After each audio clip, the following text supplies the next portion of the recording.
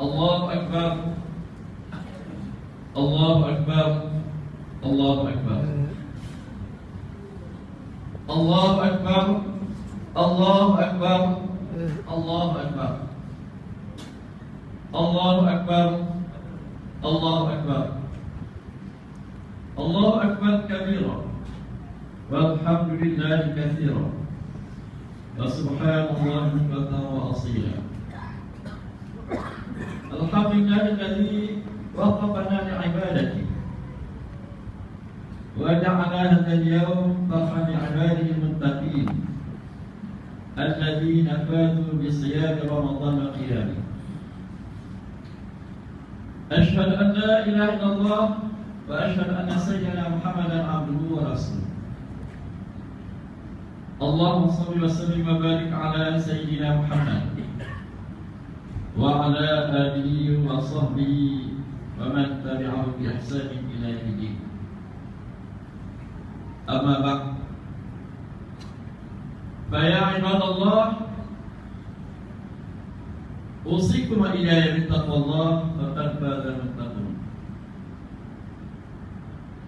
Ittaqullah haqqa tuqatih wa la tamutunna illa wa antum muslimun. Qala Allah Ta'ala fi kitabihil karim. Bismillahirrahmanirrahim. Yuridu Allahu bikumul yusra wa la yuridu bikumul usra wa litukmilu iddata tukabbirullaha ala ma hadakum wa la'allakum tashkurun.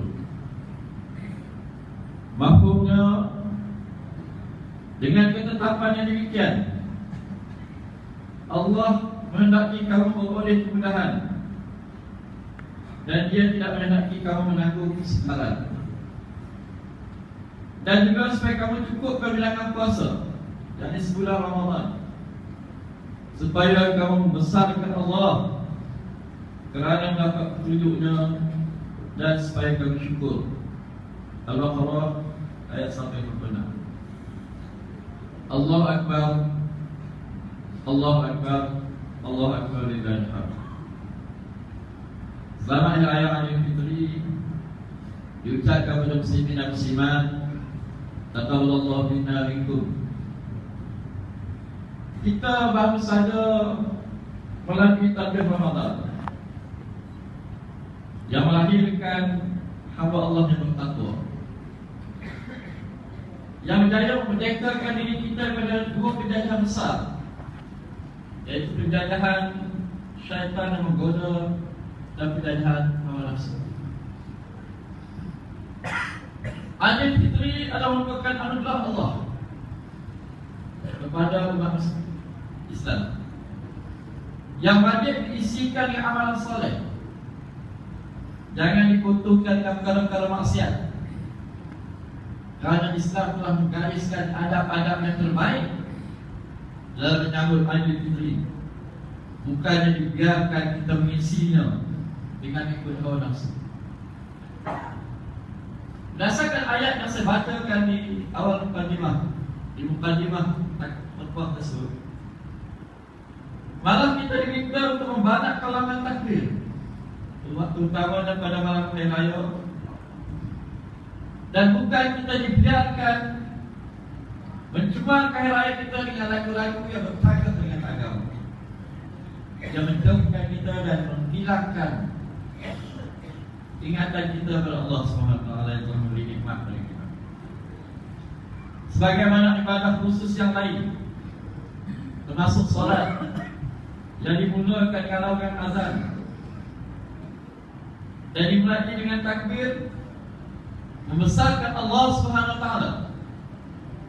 maka tidak ketinggalan juga takbir Hari Raya, di mana yang hikmah yang penting yang wajib kita yakin bahawa Allah Maha Besar, yang mesti diberikan prioriti berbanding dengan hal-hal kita sendiri, dan memastikan bahawa keyakinan kita kepada Allah yang Maha Besar itu supaya kita tidak membesarkan hawa nafsu kita dalam mengatasi kehendak Allah SWT, terutama dalam melaksanakan ibadah-ibadah khusus, termasuklah politik, ekonomi, sosial, dan urusan-urusan keduniaan yang lain yang membawa kepada akhirat. Firman Allah Ta'ala, Ya ayyuhallazina amanu kutiba alaikumusiyam kama kutiba alal ladzina min qablikum la'allakum tattaqun. Maksudnya, wahai orang beriman, diwajibkan kamu berpuasa sebagaimana puasa diwajibkan ke atas orang sebelum kamu. Mudah-mudahan kamu tahu. Al-Baqarah ayat 153. La'allakum tattaqun, agar kamu bertakwa. Itulah hikmah yang diraih oleh orang yang berpuasa menurut ayat ini. Imam Umar Abdul Aziz rahimahullah, sebagaimana dikutip oleh Ibn As-Suyuti dan Abdul Al-Mansur, kata, Laisa taqwallah bisiyam bin nahar wala bil qiyamil lail wa taqdima baina zalika, walakin taqwallah tarku ma haramallah wa ada ma farada wa Allah Allah. Takwa kepada Allah bukanlah semata-mata berpuasa di siang hari dan salat pada malam hari, dan menggabungkan antara kedua. Namun takwa kepada Allah adalah meninggalkan apa sahaja yang Allah haramkan dan menunaikan apa sahaja yang Allah wajibkan. Imam Ibn Qayyim rahimahullah dalam kitabnya Zadul Muhajjir ila Rabbih berkata bahawa hakikat takwa ialah mengerjakan ketaatan kepada Allah atas dasar iman dan mengharapkan redha-Nya, baik di atas perkara yang Allah perintahkan maupun atas perkara yang Allah larang. Iaitu melakukan apa saja yang Allah perintahkan kerana beriman dengan perintah-Nya dan membenarkan janji-Nya, dan meninggalkan apa saja yang Allah larang kerana beriman dengan larangan-Nya dan takut pada ancaman-Nya. Itulah takwa. Itulah yang diharapkan wujud setelah melaksanakan ibadah puasa dalam diri setiap Muslim, di mana orang yang lahir sebagai orang yang bertakwa dengan takwa yang sebenarnya, mereka adalah orang yang mentaati syariat secara kafah dan secara keseluruhan atas dasar beriman kepada Allah SWT. Orang yang bertakwa akan menolak ideologi-ideologi asing untuk mengurus kehidupannya. Orang yang bertakwa akan menolak liberalisme kerana liberalisme mengagungkan kebebasan dan menolak terikat dengan hukum peraturan Allah SWT. Liberalisme berlawanan dengan Islam kerana Islam mewajibkan kita terikat dengan hukumnya.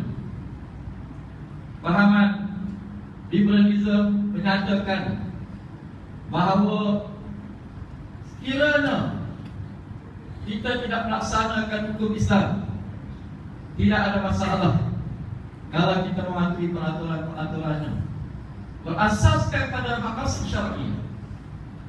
Dalam Islam, mana mungkin maqasid syar'i tercapai sekiranya hukum itu tidak dilaksanakan. Orang yang bertakwa juga akan menolak sekularisme kerana sekularisme ialah agama yang hanya mengatur kehidupan pribadi yang memisahkan dunia dengan akhirat. Padahal Islam mengatur seluruh aspek kehidupan manusia, dan kehidupan hukum Islam ini diterapkan dalam kehidupan seharian kita, sama ada secara individu ataupun secara berjamaah atau masyarakat. Orang yang gagal untuk melahirkan atau melaksanakan takwa dalam hidupnya, kalau dia seorang pemimpin yang gagal mengisi takwa dalam dirinya, maka ia akan menyebabkan rakyatnya tertindas demi menanggung kemewahan hidup para pemimpin atas diri mereka. Kita lihat hari ini ketika rakyat dibelenggu dengan bebanan GST, kemudian seminggu sebelum hari raya kita dibebankan dengan kenaikan harga minyak, maka setelah tentulah akan membebankan kehidupan rakyat. Tapi ada di kalangan pemimpin berkata, mana ada rakyat berbeban bila melihat rakyat bermewah, berbelanja untuk menghadapi hari raya. Sedangkan dalam masa yang sama, ramai di kalangan rakyat yang kurang nasib baik tidak memiliki sepasang baju raya pun dan mengharapkan ihsan daripada orang ramai. Tapi yang ditunjukkan ialah rakyat berkusu-kusu ke gedung-gedung pakaian, ke komplek-komplek supermarket, hypermarket untuk belanja menyediakan kelengkapan hari raya. Orang pemimpin yang bertakwa akan membenarkan pembaziran terus berlaku, dan kita lihat negara menambahkan bebanan hutang yang sampai peringkat syirik yang boleh menyebabkan negara jatuh krisis. Ingatlah ungkapan Khalifah Umar bin Abdul Aziz, sekiranya pemimpin miskin, maka rakyat akan merasai nikmat kekayaan negara.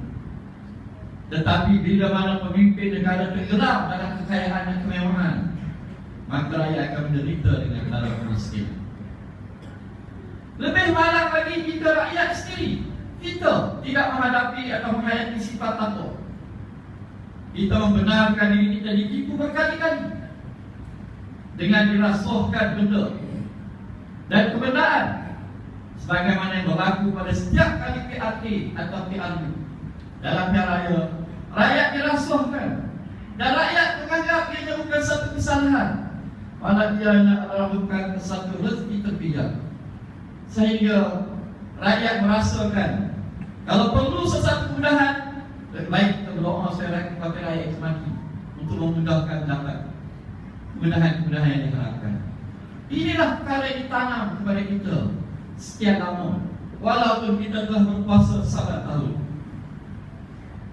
Sedangkan pengharaman rasuah jelas dalam Al-Quran dan hadis. Allah SWT berfirman, وَلَا تَأْكُلُوا أَمْوَالَكُمْ بَيْنَكُمْ بِالْبَاطِلِ وَتُدْلُوا بِهَا إِلَى الْحُكَّامِ لِتَأْكُلُوا فَرِيقًا مِنْ أَمْوَالِ النَّاسِ بِالْإِثْمِ وَأَنْتُمْ تَعْلَمُونَ. Dan janganlah sebahagian kamu memakan harta sebahagian yang lain di antara kamu dengan jalan yang batil, dan janganlah kamu bawa urusan harta itu kepada hakim supaya kamu dapat memakan sebahagian dengan harta benda yang lain dengan jalan berbuat kedosaan berlainan dengan kamu ketahui. Al-Baqarah ayat 148. Rasulullah SAW mengingatkan, doa Rasulullah al-rashi wal-murtashi bil-hukm. Artinya Rasulullah SAW melaknat pemberi rasuah dan penerima rasuah dalam menetapkan keputusan berurusan dengan pemerintahan, pentadbiran dan kehakiman. Riwayat Tirmidzi dalam hadis hasan sahih. Allahu Akbar, Allahu Akbar, Allahu Akbar ila Tuhan. Firman Allah, ya ayyuhalladzina amanu udkhulu fis silmi kafah wa la tattabi'u khutuwati syaitan innahu lakum aduwwun mubin. Wahai orang beriman, masuklah Islam secara keseluruhannya. Jangan kamu ikut langkah-langkah syaitan. Sesungguhnya syaitan itu musuh yang nyata bagi kamu. Surah Al-Baqarah ayat 28. Ayat ini menjelaskan oleh ulama mufassir yang terbuka Abu Fida Ibn Katsir rahimahullah berkata, Allah Subhanahu wa taala memerintahkan hamba-Nya yang mukmin dan yang membenarkan rasulnya supaya mengambil aspek Islam dan syariahnya dan mengamalkan semua perintahnya dan meninggalkan semua larangannya selama mana mereka mampu untuk mengerjakan. Ibn Jarir At-Tabari rahimahullah menerangkan ayat ini dalam ungkapan, wahai kaum mukmin, amalkanlah syariat Islam secara keseluruhan dan masuklah Islam dengan membenarkan Islam, baik dengan perkataan maupun perbuatan. Tinggalkanlah upaya mengikuti jalan-jalan syaitan atau berjejak langkahnya, karena pemusuhan syaitan kepada kamu adalah nyata. Jalan syaitan adalah dilarang untuk kamu, ikuti, karena dia bertentangan dengan hukum dan juga syariat Islam. Kerana itu, orang yang bertakwa pasti akan menginginkan syariat diterapkan secara kafah dan segala kehidupan. Orang yang bertakwa tidak akan cari alasan ataupun membuat alasan untuk menolak syariat Islam dilaksanakan ke atas diri mereka. Orang yang bertakwa tidak akan menganggap syariah dan khilafah itu sebagai ancaman, kerana syariah dan khilafah adalah risalah Allah SWT yang dibawa oleh Rasulullah SAW. Penerapan syariah atau pelaksanaan syariah dan menegakkan khilafah akan mendatangkan rahmat kepada alam semesta. Sebagaimana firman Allah, "Wa ma arsalnaka illa rahmatan lil alamin." Kami tidak putuskan kamu wahai Muhammad kecuali untuk menjadi rahmat kepada segala alam. Yaitu bila mana syariah dilaksanakan, maka di situ akan nampaklah maqasid syariah itu terlaksana dengan sendirinya. Menurut Al-Alamah Syekh Taqiyuddin An-Nabhani rahimahullah menegaskan bahawa ayat ini menjelaskan bahawa tujuan Rasulullah SAW diutuskan agar risalahnya menjadi rahmat pada sekalian manusia, di mana risalah ini diturunkan untuk mewujudkan kemaslahatan mereka dan juga mafsadah di kalangan mereka. Ada orang berpendapat bahawa syariah tidak perlu ditegakkan. Kita mesti menyelesaikan dulu masalah-masalah kemiskinan, masalah pengangguran dan sebagainya. Kita melihat bila Rasulullah SAW hijrah ke Madinah, masih lagi berlaku kemiskinan di kalangan mereka. Apakah Rasulullah tidak bijak sebagaimana kita lebih bijak? Rasulullah menegakkan syariah bila mana ayat diturunkan pada baginda sallallahu alaihi wasallam dan baginda terus melaksanakan tanpa sebarang masalah dan juga tanpa sebarang alasan-alasan yang dikemukakan. Berbanding dengan kita hari ini mencari alasan-alasan dan menyediakan alasan-alasan supaya syariah tidak ditegakkan semata-mata kerana kepentingan-kepentingan pribadi kita. Bila kita melihat statistik getaran sosial, kes bunuh, perzinaan, merebaknya bom baik dalam negara dan sebagainya, maka ia yang menuntut pada perkasaan undang-undang syariah. Kedatangan penjajah, apa yang pernah penjajah tinggalkan ialah membahagikan kuasa mahkamah sivil lebih tinggi daripada kuasa mahkamah syar'i. Oleh itu, kita lihat bidang kuasa mahkamah syariah yang paling tinggi di Malaysia hanya boleh menghukum setakat maksimal 3 tahun penjara dan denda maksimal RM5,000 dan sepatah tidak lebih menentukan di atas kombinasi keduanya. Ianya lebih rendah daripada mahkamah magistrat. Oleh itu, bila mana Tuan Guru kita membentangkan Undang-Undang 355 di Parlimen untuk memperkasakan mahkamah syariah, mengangkat mahkamah syariah di tempatnya sebenarnya, iaitu dengan meletakkan hukum maksimal paling tinggi ialah kurang 100 rotan bagi membolehkan beberapa hukum-hukum di dalam hukum dilaksanakan.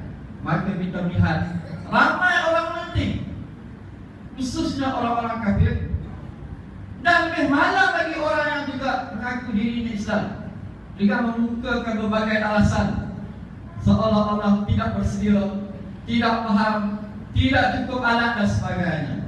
Dalam masa yang sama, mereka juga mempertahankan mahkamah syariah yang dipandang rendah berbanding dengan mahkamah sivil dalam negara kita yang meletakkan perlembagaan Islam sebagai agama Islam. Oleh itu kita berdoa kepada Allah SWT di sepanjang Ramadan dan juga hari ini dan hari yang seterusnya, kita berdoa supaya adik-adik parlimen, wakil-wakil rakyat yang beragama Islam, yang kita yakin mereka ini ada takwa dalam diri mereka, agar mereka dapat menyokong undang-undang tersebut yang akan dibahas pada bulan Oktober nanti untuk mengatasi kerosakan akidah, runtuhan akhlak, peningkatan jenayah di kalangan umat Islam sendiri, supaya tidak ditangani dengan berasaskan agama, bukan hawa nafsu. Dan kita akan lihat nanti bagaimana undang-undang ini walaupun tidak sepenuhnya hukum mulut dapat menunjukkan keadilan Islam kepada semua umat Malaysia dan rakyat Malaysia, dan akan terbuka hati mereka untuk bersama-sama mendukung dan mempertahankan dan menetapkan Islam di tempat yang sebenar. Allahu Akbar, Allahu Akbar, Allahu Akbar. Khilafah adalah junnah atau perisai untuk melindungi umat Islam. Tidak seperti sekarang. Umat Islam benar-benar sebagai anak yatim piatu tanpa pelindung. Agama mereka dipelecehkan oleh orang kafir dan orang Islam sendiri. Darah mereka murah, terlalu murah, boleh ditumpahkan bila-bila masa. Harta kekayaan mereka dicuri oleh musuh-musuh mereka. Semua yang mimpin mereka hari ini tidak ada yang melindunginya. Lihatlah tuan-tuan saudara-saudara kita di Syria yang setiap hari dibom oleh rejim kafir Bashar dan sekutu-sekutunya. Kita berbuka puasa dengan makanan-makanan yang enak, mereka berbuka puasa dengan peluru dan darah. Lihatlah rakyat sahabat-sahabat kita di Palestin yang kesnya sampai hari ini tidak selesai. Di Myanmar, Rohingya, yang masjid mereka dibakar. Di selatan Thailand, Patani, yang masjid mereka diruntuh dan imam-imam mereka dibunuh begitu saja. Nasib serupa dialami oleh umat Islam di Afrika Tengah, di Iraq, Uzbekistan dan lain-lain. Kerana apa? Kerana tidak ada pembelaan, tidak ada siapa untuk membantu, menanggung dan juga mempertahankan mereka. Muncullah ada Turki sikit sebanyak boleh memberikan kekuatan dan gambaran kepada khilafah di masa akan datang. Semua ini terjadi kerana Islam tidak ada khilafah sebagai pelindung mereka. Dan paling terbaru kita lihat bagaimana pengumuman berlaku di Istanbul, di Turki dan di Madinatul Munawwarah, di Riyadh dan Khatib di akhir Ramadan baru-baru ini. Semua adalah merupakan perancangan musuh untuk mengimajinkan Islam sebagai agama keganasan. Dalam masa yang sama, negara umat Islam mereka sendiri tidak kembali untuk menegakkan khilafah Islam yang di atasnya. Kerana khilafah akan menyatukan umat Islam dalam satu pimpinan. Tidak seperti sekarang umat Islam berpecah-pecah menjadi sebuah negara, 50 negara yang sibuk dengan urusan masing-masing, dan akibatnya musuh mudah menghancurkan dan melanggar-langgarkan semua mereka. Khutbah hari ini mengajak seluruh manusia, marilah kita berjuang menegakkan syariah dan khilafah Islam. Hanya dengan tegaknya khilafah, ketaatan syariah secara kafah dapat diwujudkan. Sungguhnya kembalinya khilafah merupakan janji Allah Subhanahu Wa Taala dan berita gembira daripada Rasulullah SAW.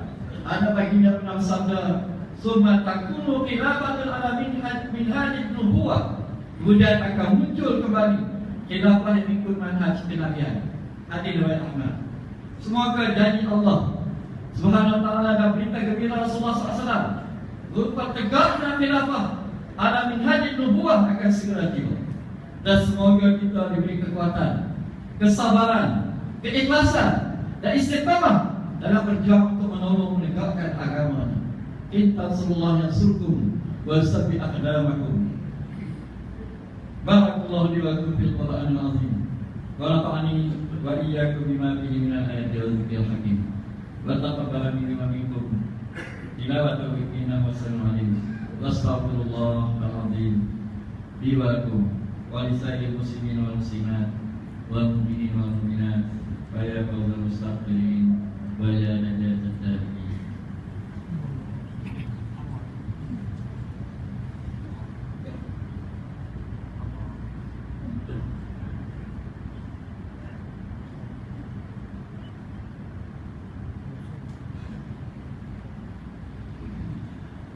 Allahu Akbar, Allahu Akbar, Allahu Akbar, Allahu Akbar, Allahu Akbar, Allahu Akbar, Allahu Akbar, Allahu Akbar, walhamdulillahi katsiran wa subhanallahi bukratan wa asila.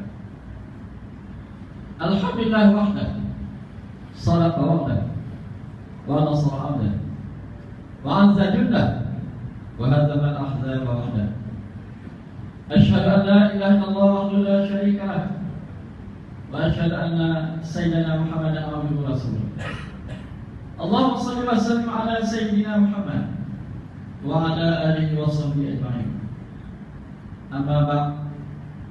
Ya ayyuhal muslimun, ittaqullah, ittaqullah, ittaqullah wa ati'u wa'lamu anna Allaha yuhibbul muttaqin. Allah Ta'ala fi kitabihil karim, bismillahirrahmanirrahim. Wa'idhu lahum mastata'tu min quwwah wa min ribatil khayl turhibuna bihi aduwwallahi aduwwakum wa akharina min dunihim la ta'lamunahum Allahu ya'lamuhum wa ma tunfiqu min syai'in fi sabilillah yuwaffa ilaikum wa antum la tuzlamun. Maksudnya, dan sedialah untuk menentang mereka yang musuh-musuh yang teruk dengan segala kekuatan yang dapat kamu sediakan, dari pasukan-pasukan berkuda yang lengkap sedia untuk menggerunkan musuhmu, dan dengan persediaan itu musuh-musuh Allah dan musuh-musuh kamu serta musuh-musuh yang lain yang kamu tidak mengetahui, sedangkan Allah mengetahuinya. Dengan apa saja kau belajar kepada jalan Allah, akan disempurnakan balasannya kepada kamu, dan kamu tidak akan dizalimi sedikit. Muslimin dan muslimat adalah Allah. Ketika kita melakukan kalimah takbir lillah, marilah kita memenuhi syarat-syarat kemenangan supaya dia dapat dicapai. Marilah kita sama-sama membina kekuatan Islam agar ia tidak dipermain dan dikotak-katikkan oleh musuh-musuh Islam. Antara sumber-sumber kekuatan yang disebutkan ini, pertama ialah mengikhlaskan diri, mengikhlaskan niat dan segala tidak malu. Kerana keikhlasan akan memberikan kekuatan dan memudahkan kita melaksanakan perintah Allah dan menjauhi segala larangan. Yang kedua, menafikan segala kekuatan selain daripada Allah. Sesungguhnya kekuatan dan kemenangan itu hanya selain Allah Subhanahu wa taala. Inilah yang sering dilafazkan oleh seorang mukmin dalam zikirnya, la haula wala quwwata illa billah. Yang ketiga, melengkapkan diri kita dengan ilmu Islam yang akan membantu dan membangunkan semua insan dan pusat mengurus kehidupan dunia. Saya menyeru pada semua muslim-muslim sudah dapat menghadirkan pada majlis-majlis ceramah, kuliah-kuliah yang diadakan pada masa-masa oleh masjid dan surau-surau, khususnya surau ini, untuk meningkatkan kefahaman kita dan tasawuf kita tentang Islam, supaya kita bertindak atas dalil dan nas, bukan kita bertindak atas persepsi dan hanya ikut-ikutan sebagaimana yang lazim kita lakukan. Yang keempat, melakukan amalan saleh, sama ada bentuk ibadat atau memberi khidmat pada masyarakat, yaitu menunaikan kewajiban Allah, diri sendiri dan orang lain. Yang kelima, tidak merasa lemah dalam hati apa keadaan jua pun. Yang keenam, mencari rezeki yang halal supaya kita tidak bergantung pada orang lain dan menghindarkan diri daripada meminta-minta dan meraih simpati daripada orang lain. Selain daripada itu, untuk menyelamatkan diri dan harta kita daripada sumber yang tidak halal, kerana ia akan menjejaskan hubungan kita dengan Allah SWT yang Maha Kuat lagi Maha Perkasa, tempat kembali segala kekuatan, dan tiada kekuatan sebenarnya melainkan kekuatan dari Allah SWT. Muslimin dan muslimat yang dirahmati Allah, kekuatan yang dibina ini akan membantu kita untuk mengembalikan semua kesatuan dan kebangkitan umat Islam yang lama dinas. Dunia menyaksikan satu demi satu negara Islam dimusnahkan oleh musuh-musuh Islam melalui tangan umat Islam sendiri, sebagaimana berlaku di Syria, Yaman, Iraq, Afghanistan, Kyrgyzstan, Chechnya dan sebagainya. Di samping penderitaan saudara seagama kita di Myanmar dan beberapa negara lain. Tidak ketinggalan juga perampasan tanah wakaf Palestin sejengkal demi sejengkal oleh Zionis, di mana Zionis Israel terutamanya untuk merealisasikan Israel Raya, yaitu diidamkan meliputi wilayah Mesir daripada Sungai Nil, wilayah Arab, wilayah Lebanon, wilayah Syria dan wilayah Jordan, dan sebahagian dari wilayah Turki dan wilayah Iraq di perbatasan Sungai Furat. Di Mesir kita melihat bagaimana kerajaan boneka Al-Sisi telah menghalau rakyatnya sendiri yang berada di sekitar Sungai Nil atas alasan membina perumahan moden, untuk membina perumahan moden yang akhirnya dijual kepada Zionis Israel.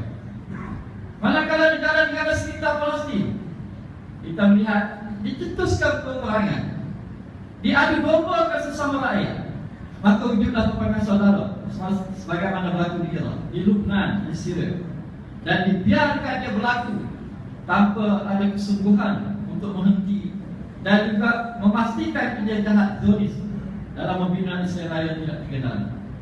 Begitu juga perhubungan di Turki, Arab Saudi, di mana mencetuskan Nurul Halal supaya tidak ada sebuah negara Islam pun aman dan kuat boleh merencatkan perancangan jahat Zionis ini.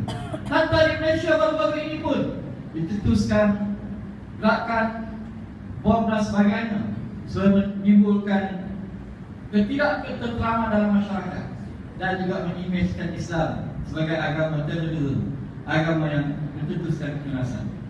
Oleh itu, tidak lain dan tidak bukan umat Islam mesti kembali kepada Islam, mesti kembali atas dasar Islam, mesti kembali kepada Quran dan hadis, kerana supaya kita tidak jadi catur, buah catur pada musuh Islam, dan yang penting supaya kita selamat di dunia dan kemudian di menghadap Allah SWT. Allahu Akbar, Allahu Akbar, Allahu Akbar, Alhamdulillah. Hari yang mulia ini banyakkan bersedekah agar mereka memerlukan bantuan turut gembira.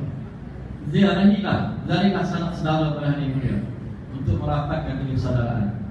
Rebutlah peluang sebanyak-banyaknya untuk menambah selamat akhirat dengan berpuasa 6 hari bulan Syawal bagi menyambut sabda Nabi sallallahu alaihi wasallam, "Man shama Ramadhana summa atba'ahu sittan min Syawal kana kasiyam tahar." Siapa yang berpuasa pada Ramadan dan diikuti dengan puasa sunat 6 hari bulan Syawal, maka pahalanya seperti dia berpuasa sepanjang tahun. Seluruh pada muslimat khususnya, supaya mendahulukan puasa qada, puasa wajib dalam bulan Syawal ini, menyelesaikan terlebih dahulu hutang sebelum kita melakukan puasa sunat Syawal, karena kita tidak tahu umur kita bila. Dan pada kita semua, marilah kita memulakan puasa kita secepat mungkin untuk membolehkan kita mendapat apa yang dijanjikan oleh Rasulullah SAW. Allahumma salli ala Muhammad wa ala ali Muhammad kama sallaita ala Ibrahim wa ala Ibrahim, wa barik ala Muhammad wa ala ali Muhammad kama barakta ala Ibrahim wa ala Ibrahim fil alamin innaka Hamidum Majid. Allahumma ighfir lil muslimin wal muslimat wal mu'minin wal mu'minat al ahya'i wal amwat innaka sami'un qaribun mujibud da'wat wa qadiyal hajat. Allahumma inna nas'aluka fi nuhuri a'da'ina wa na'udzuka min shururihim. Allahumma tawakkal 'ala nuhurihim.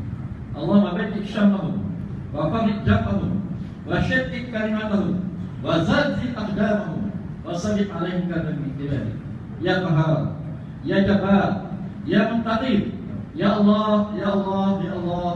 Allahumma ya munzilal kitab wa ya mujriyas sahab wa ya hadmal ahzab, ihzimhum wansurna 'alaihim. Allahumma ansur ikhwanana muslimin fi Iraq wa fi Palestin wa fi Myanmar wa fi Junubi Filipina wa fi Indonesia wa fi Thailand wa fi baladina wa fi baladina. Allahumma ansur mujahidin alladzi yujahiduna fi sabilik fi kulli zaman wa fi kulli makan. Allahumma izzil Islam wal muslimin wa azil asyirka wal musyrikin wa damir a'da'ak ad-din wa ansur ibadakal mu'minin. Allahumma taqabbal minna salatana wa siyamana wa qiyamana wa zakatana wa jami'a hasanatina wal anha khalisatan wajhikal karim. Rabbana atina fid dunya hasanah wa fil akhirati hasanah wa qina adzabannar. Subhanakallah wa bihamdika asyhadu an la ilaha illa anta astaghfiruka wa atubu ilaik. Subhanakallah wa tahiyyatu biha salam wa akhiru da'wana alhamdulillahi rabbil alamin.